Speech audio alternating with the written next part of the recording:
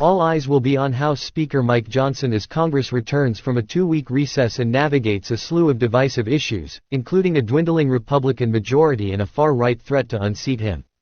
In this video, I will explain everything in full. Before we proceed, please hit the subscribe button and turn on notifications, so you are notified when we post any breaking news. At the top of the list of contentious issues is a long-stalled military aid program for Ukraine and other allies. Additionally, there is a deadline looming to renew the controversial surveillance program on April 19 and reauthorize the Federal Aviation Administration in May. And after the Francis Scott Key Bridge collapsed during recess, lawmakers are rushing to fund a new bridge in Baltimore. Meanwhile, Senate Majority Leader Chuck Schumer, DNY, told colleagues that in the coming months the upper chamber could take up such issues as rail safety, child online safety and TikTok legislation following the House's passage of a bill that could ban the social media app in the U.S. Just 5 months on the job, Johnson is once again in the hot seat, facing enormous political and international pressure to make good on his word to pass new aid for Ukraine.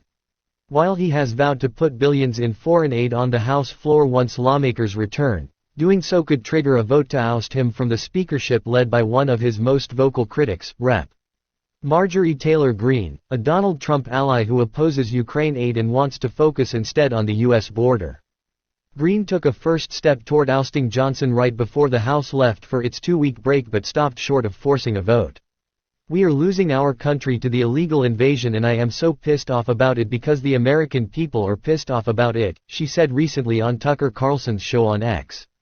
"This isn't a Republican speaker we have right now. This is a Democrat Speaker of the House because there is zero daylight between what Nancy Pelosi did last Congress and what Mike Johnson is doing now as our so-called Republican Speaker of the House.